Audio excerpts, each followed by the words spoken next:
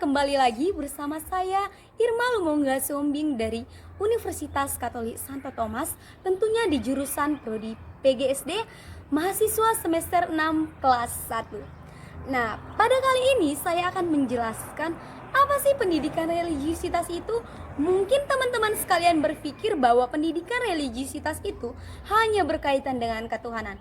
Nah, kali ini di tempat ini dan di sini saya akan mengatakan bahwa pendidikan religiusitas itu ataupun religiusitas itu tidak hanya berkaitan dengan ketuhanan, tapi bagaimana kita menjalankan hidup dan memberikan kebaikan-kebaikan terutama di dalam lingkungan kita sendiri. Kita bisa memberikan atau hidup bersosialisasi di dalam lingkungan kita sendiri tersebut. Nah, pada kali ini juga saya akan menjelaskan bagaimana sih cara mengajar pendidikan religiusitas itu terutama untuk anak sekolah dasar. Nah, di sini saya akan membantu teman-teman bagaimana cara membuat tutorial mengajar pada pendidikan religiusitas tersebut. Nah, tadi kan saya mengatakan kepada teman-teman sekalian bahwa saya akan membantu teman-teman bagaimana cara membuat tutorial mengajar pendidikan religiusitas pada anak di sekolah dasar. Nah, di sini saya akan mengajarkan bagaimana cara pengajarannya, bentuk tutorial pembuatan RPP di pendidikan religiusitas pada anak. Nah, sama halnya ya teman-teman, kalau kita jadi guru, kita juga akan membuat RPP. RPP itu rencana pelaksanaan pembelajaran, baik itu pada pembelajaran matematika, bahasa Indonesia, IPA dan yang lainnya. Nah, dalam pendidikan religiusitas juga kita juga mempunyai RPP-nya. Tetapi RPP di pendidikan religiusitas ini agak lebih sedikit berbeda dari RPP seperti biasanya yang kita buat. Nah, pertama itu rencana pelaksanaan pembelajaran yang saya buat. Yang pertama itu judul. Judulnya contohnya itu seperti taat dan kasih.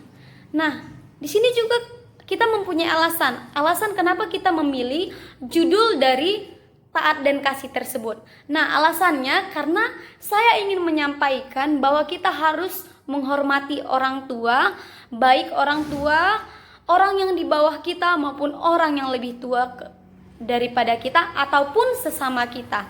Nah, saya mengambil sumbernya ini dari Efesus 6 ayat 1 sampai 9. Nah, tadi kan yang pertama judul, alasan serta sumber. Nah, tidak hanya itu, dan yang keempat juga ada deskripsi kisah. Nah, deskripsi kisahnya itu taat dan kasih. Bagaimana di sana penjelasan sedikit mengenai taat dan kasih yang saya informasikan tadi barusan. Nah, yang saya buat ini seperti contohnya, yaitu deskripsi kisahnya, hai anak-anak, taatilah orang tuamu di dalam Tuhan, karena haruslah demikian. Hormatilah ayah dan ibumu. Ini adalah suatu perintah yang penting seperti yang nyata dan janji yang nyata supaya kamu berbahagia dan panjang umurmu di bumi, dan kamu bapak-bapak janganlah bangkitkan amarahmu di dalam hati anak-anakmu, tetapi didiklah mereka saja untuk menyenangkan hati orang, tetapi sebagai hamba Kristus yang dengan segenap hati melakukan kehendak Allah. Nah, di sini juga ada pesan pokok yang disampaikan. Nah, pesan pokok yang disampaikan pada kali ini yang pertama yang saya buat itu kita harus menghormati orang tua.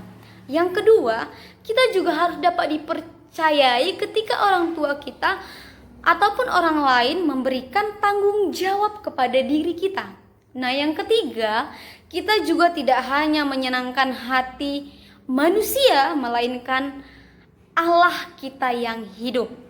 Selanjutnya, deskripsi media. Nah, selanjutnya deskripsi media. Yang pertama, guru akan membuat drama singkat bagaimana cara menghormati orang tua.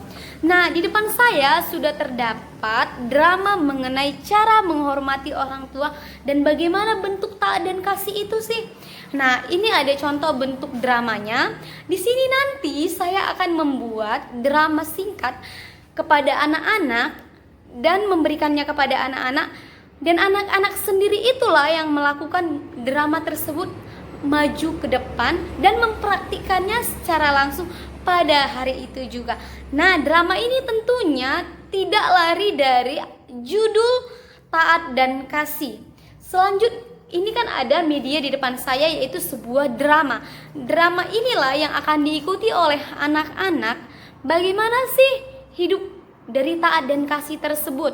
Selanjutnya ada juga, setelah tadi deskripsi media atau media pembelajaran yang akan dibawakan, ada juga deskripsi aktivitas anak-anak pada saat pembelajaran berlangsung. Nah, yang pertama itu adanya kegiatan awal. Nah, yang pertama, guru menyapa anak-anak dengan mengucapkan selamat pagi, siang, sore, atau semacam itulah. Dan yang kedua, guru mengajarkan kepada anak-anak agar lebih semangat untuk melakukan kegiatan pembelajaran. Yang ketiga, guru mengajak anak-anak untuk bernyanyi berjudul "Hai anak-anak, taatilah orang tuamu di dalam Tuhan, karena haruslah demikian." Efesus 6 ayat 1. Nah, itu salah satu contoh lagunya, yaitu Hai Anak-anak. Nah, selanjutnya guru mengajak anak-anak berdoa dan mengajak salah satu siswa untuk memimpin doa. Selanjutnya, kegiatan intinya yang pertama itu guru menyampaikan materi dengan menjelaskan mengenai apa sih taat dan kasih itu.